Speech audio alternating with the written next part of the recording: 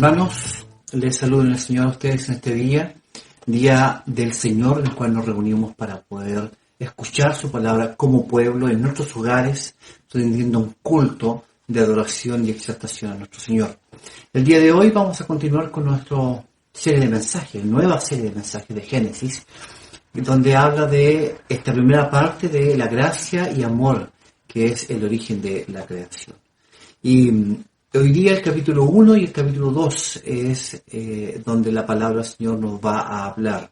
Ya son dos capítulos bien extensos, obviamente, pero el Señor ahí nos va a guiar a sacar de ellos lo que es relevante para nuestras vidas. Todos los dos capítulos son relevantes, tienen mucho que hablar, hay mucha palabra, mucha enseñanza, mucha doctrina, mucha teología en ellos.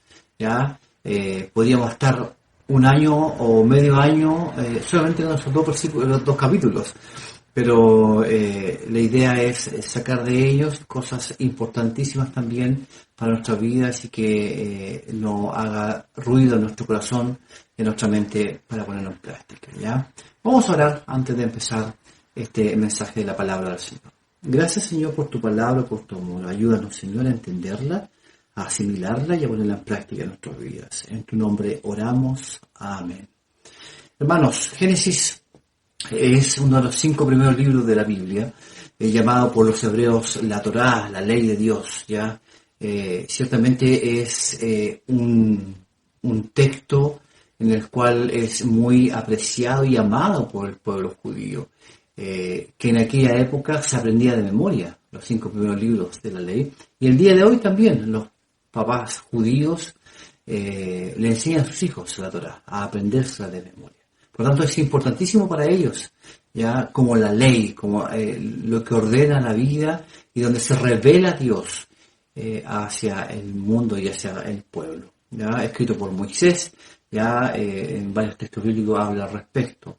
Lo que se nos revela acá, hermanos queridos, en estos 2 capítulos, es el reino de Dios. En este punto, ciertamente no podemos hablar a lo mejor todavía del reino como el reino de la gracia de Dios, ¿ya? Porque con gracia generalmente nos referimos al favor, ya al que hemos perdido, ya todo derecho, es decir, el favor que consiste en el perdón de nuestros pecados. Es por eso que vamos a hablar en estos 2 capítulos de el favor y la bondad de Dios, ya que originalmente el favor de Dios procede en toda la creación, ya al realizarla, al formarla, pero un favor perdido por la caída del hombre es la base de la obra reconciliadora de Cristo, y a esa le llamamos gracia,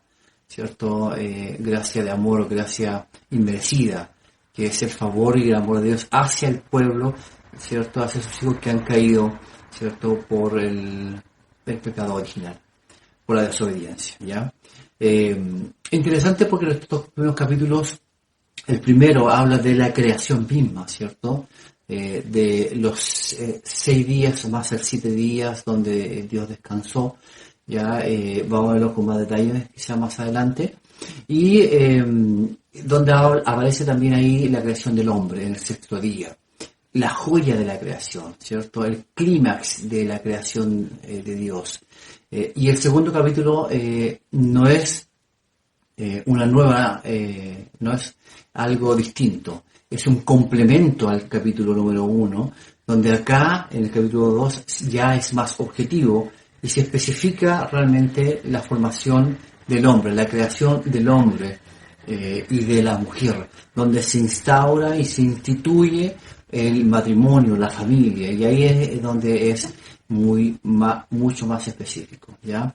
Entonces lo que vamos a ver acá, hermanos, es acerca de que el reino de Dios se revela. Lo primero es que el reino de Dios se revela, y se revela por medio de la misma creación. El amor y la bondad de Dios entonces se manifiesta, hermanos, claramente en nuestros textos bíblicos.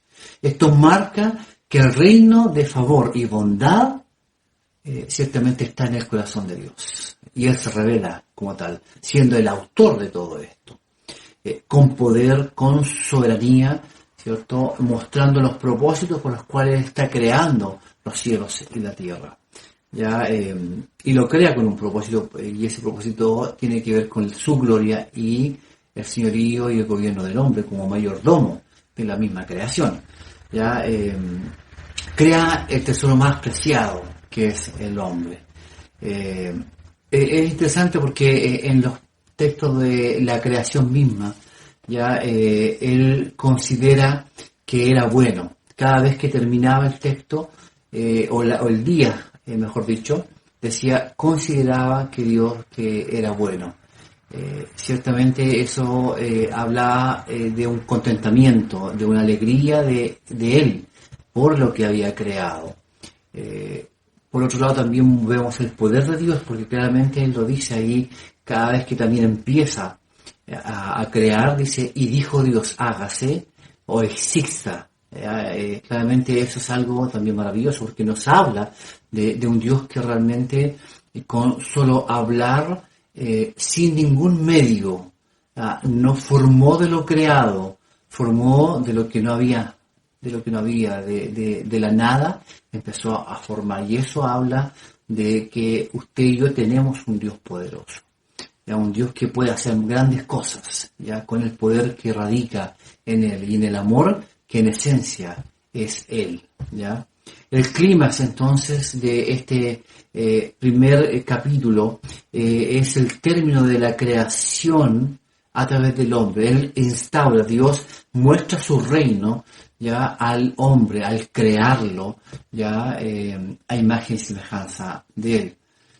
Los animales y peces no son creados a imagen y semejanza de Dios.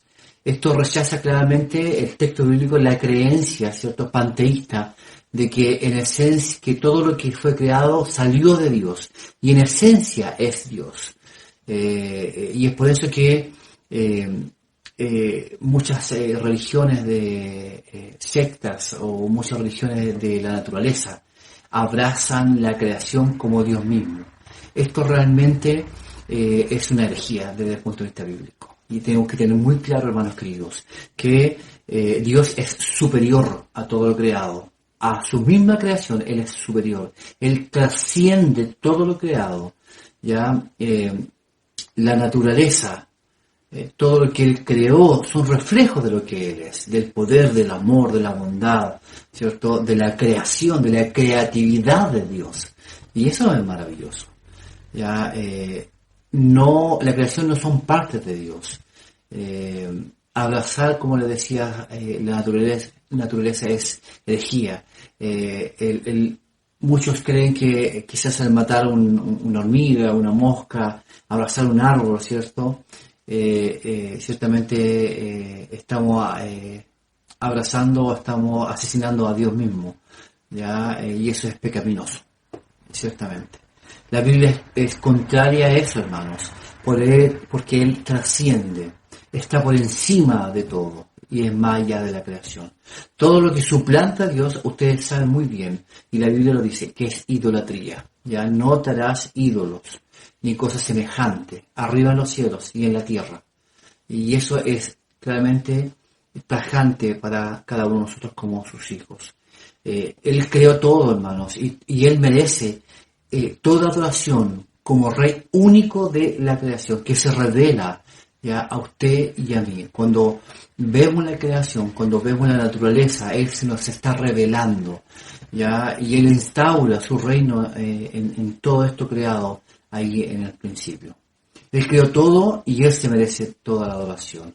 Por eso ciertamente Apocalipsis capítulo 4 versículo 11 nos dice: digno eres, Señor y Dios nuestro, de recibir la gloria, la honra y el poder, porque tú creaste todas las cosas y por tu voluntad existen y fueron creadas. Ese es un texto muy, muy claro con respecto a que Él es digno de recibir la honra porque Él creó todo, ¿ya? Y por su voluntad existen y fueron creadas.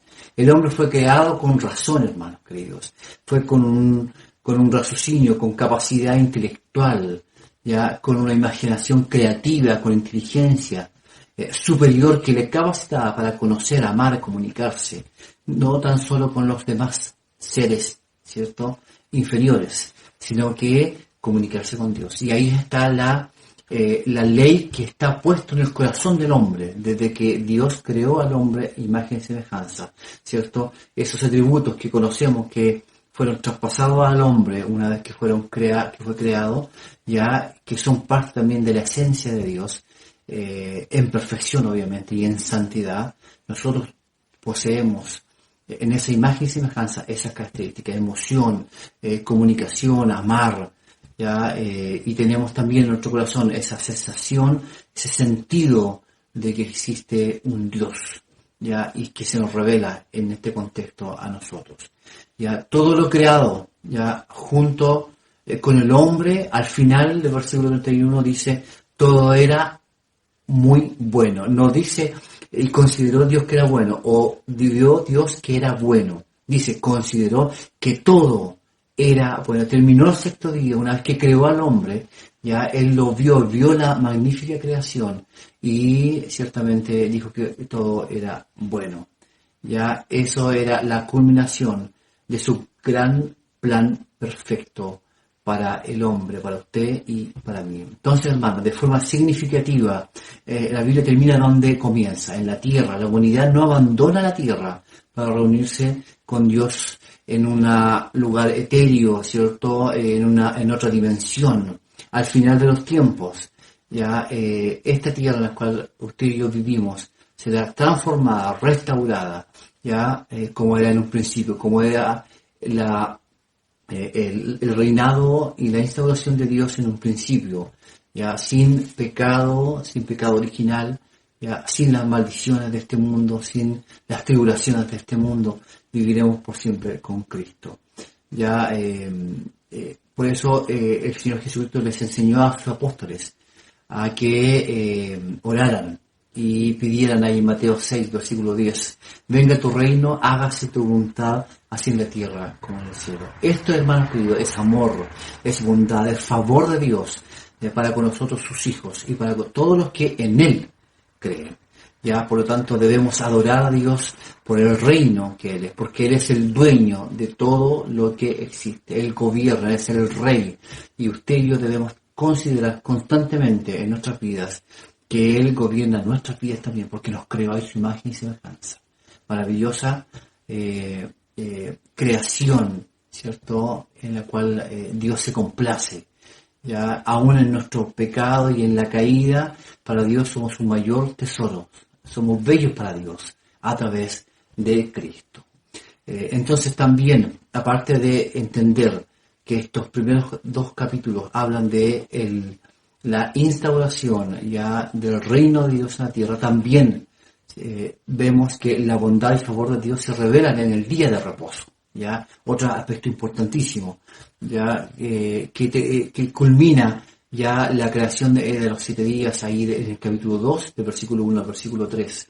Se confirma entonces, hermanos, que el relato de la creación ofrece la explicación correcta del origen del universo, con todos sus ocupantes, con todos los hombres, y que la creación fue al final completada. En el día séptimo, día de la culminación de la creación, Dios cesó de su actividad creadora. Ello indica una satisfacción por lo creado y la confirmación de una relación especial, permanente, entre Dios y su creación. En especial, claramente, con el hombre.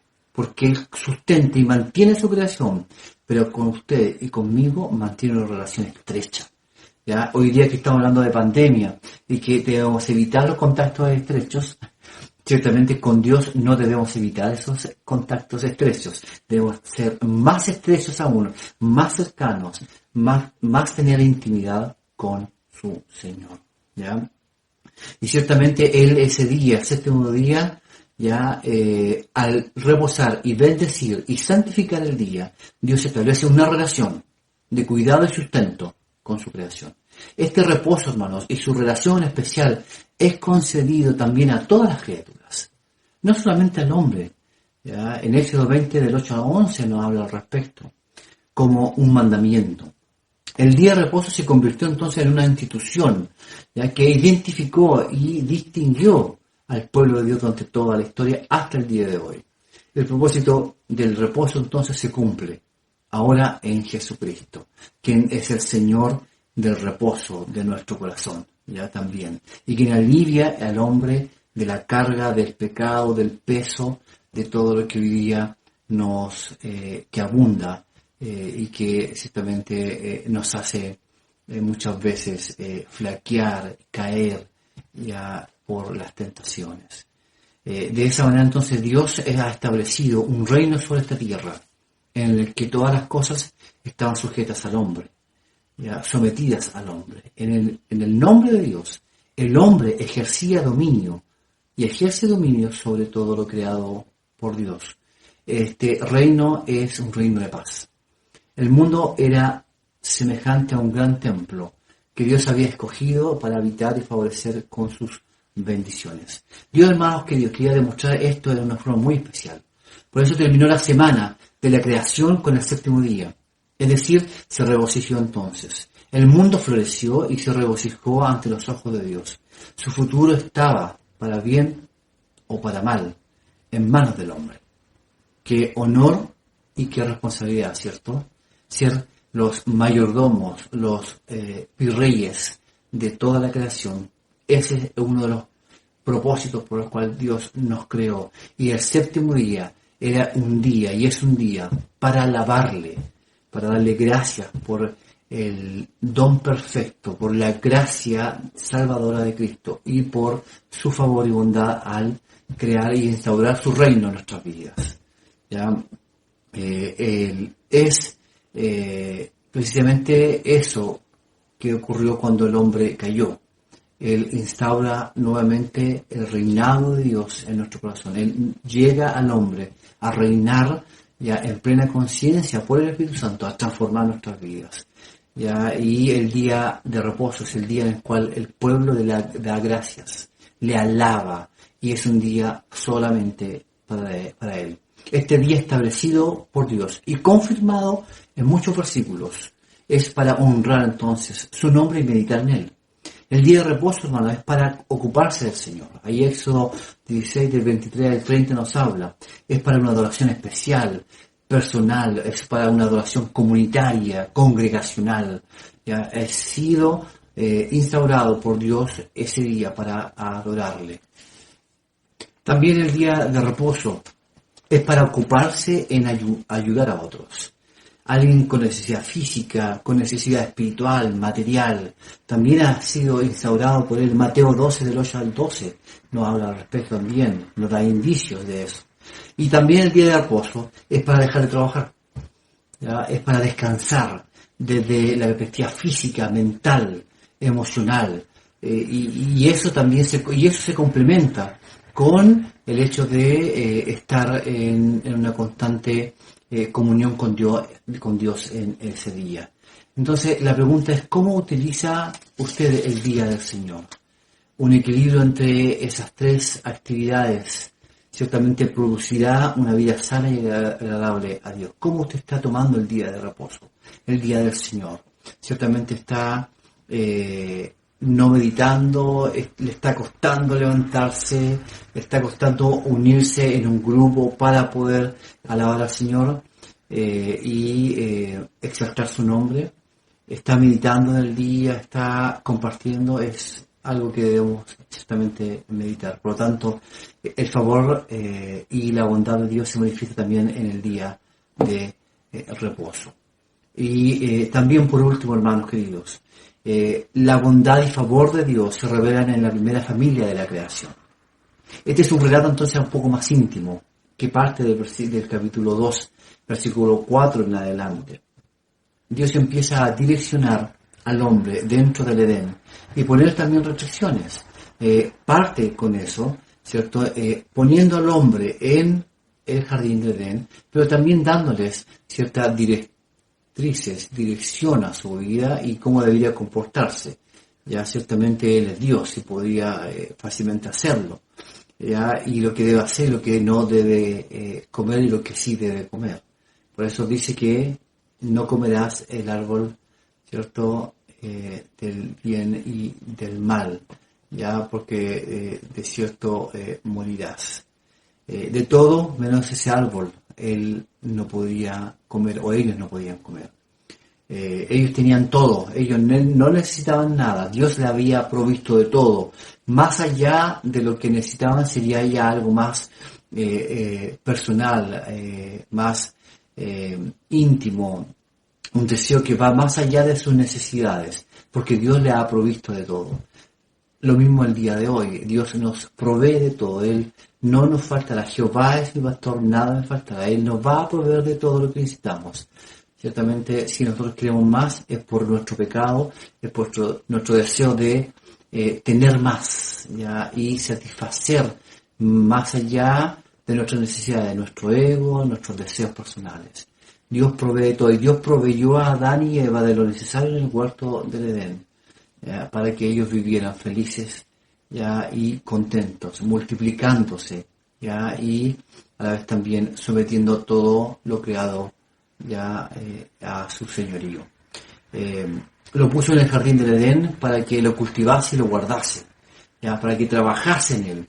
Ya, la primera familia, el primer matrimonio tenía cosas importantes que hacer. Tenía responsabilidad. Dios les dio responsabilidades.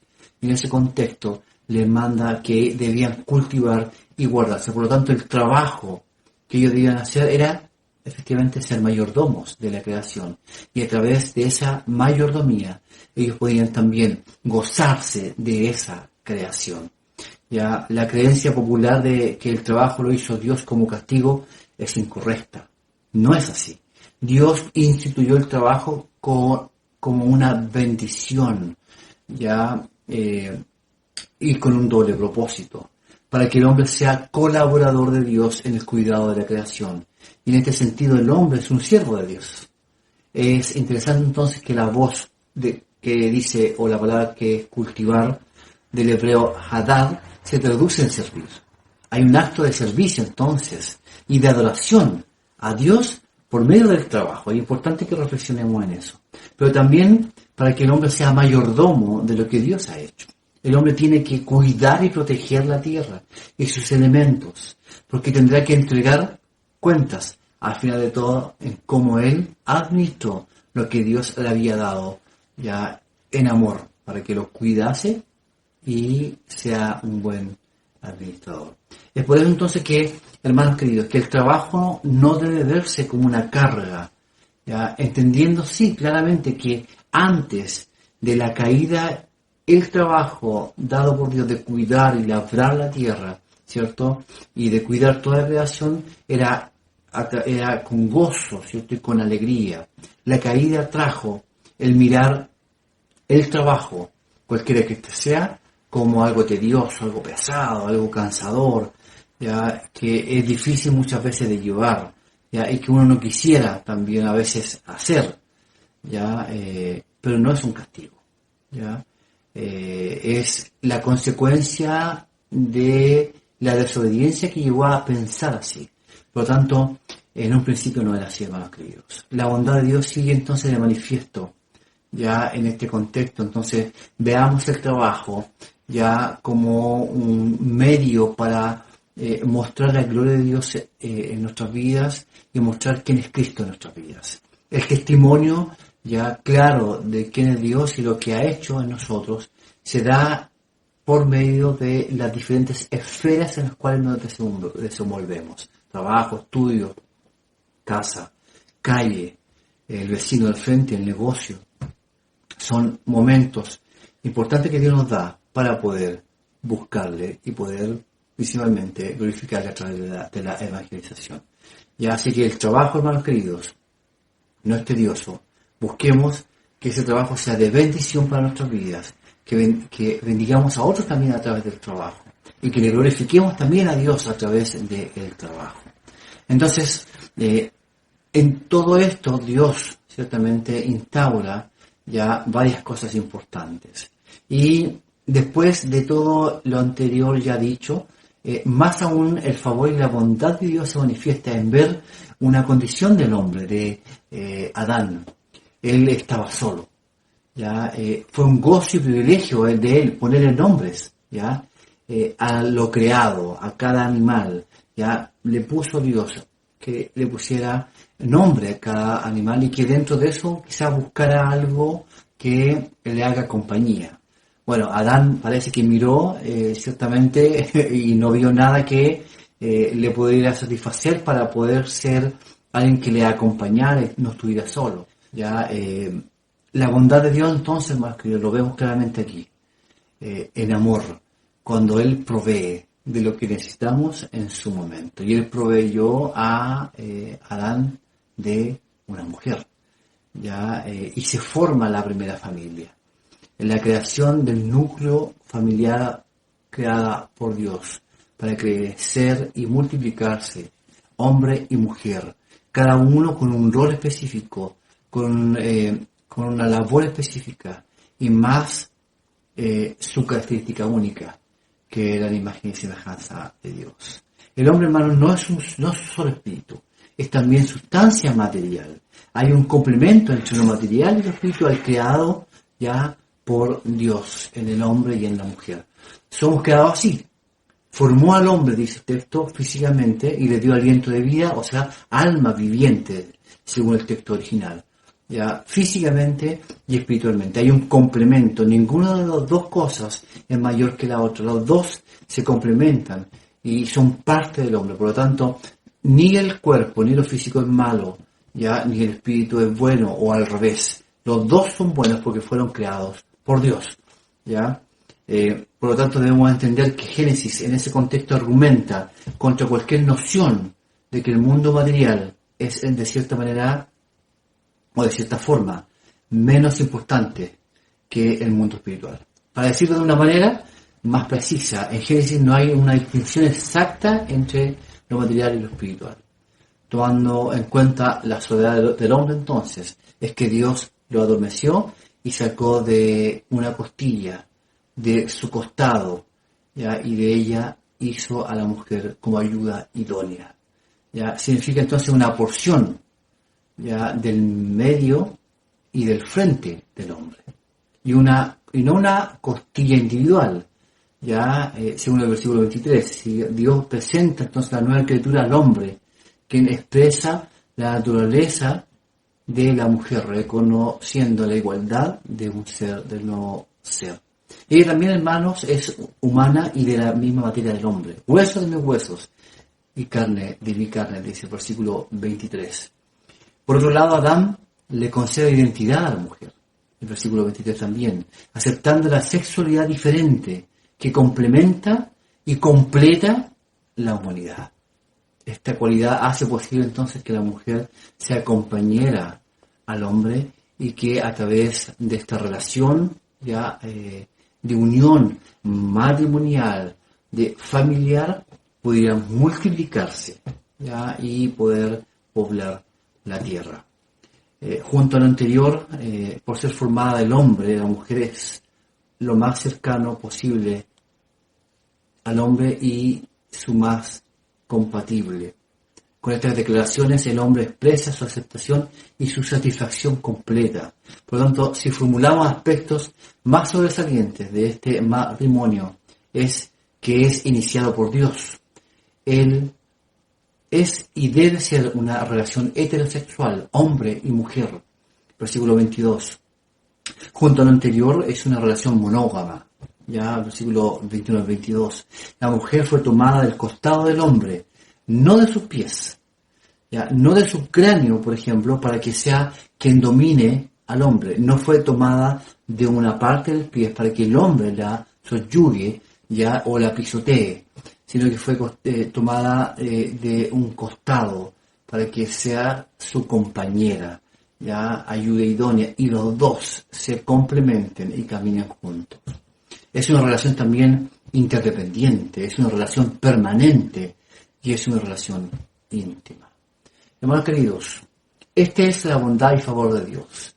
Al instaurar el reino, Dios en la creación, ya al formar al hombre, al instaurar el día del Señor como el día de descanso, en el cual meditamos en Él, congregacional y personalmente, donde descansamos físicamente, donde lo usamos para el bien común, ¿ya? Por otro lado también, está la gracia, el amor, la bondad y el favor de Dios al formar al hombre y mujer y instaurar la familia, el matrimonio. Hermanos queridos, todo lo hizo perfecto Dios, hermoso para el disfrute y deleite de su propia gloria y para que el hombre sea el mayordomo de todo.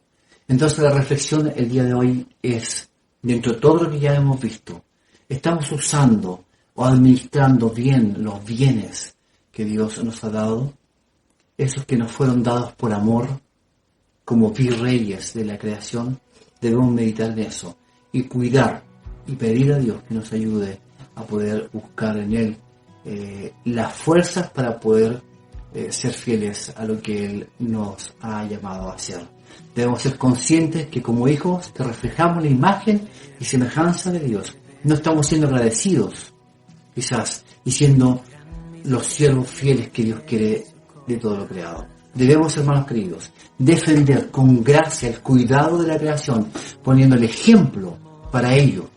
Debemos honrar a Dios en su día, en el día del Señor, meditando, orando también por el matrimonio hombre y mujer. Siga siendo este el modelo original y perpetuo de Dios.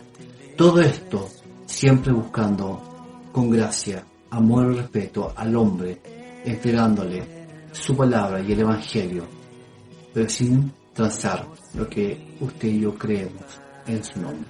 Que Dios nos bendiga. Oremos. Gracias, Señor, por tu palabra. Te pedimos, Señor, dirección, amor, gracia en todo lo que tú nos das, Señor. Y ayúdanos, Señor, a poder buscarte de corazón sincero. Gracias, Señor, por todo lo que nos has dado. En tu nombre oramos. Amén.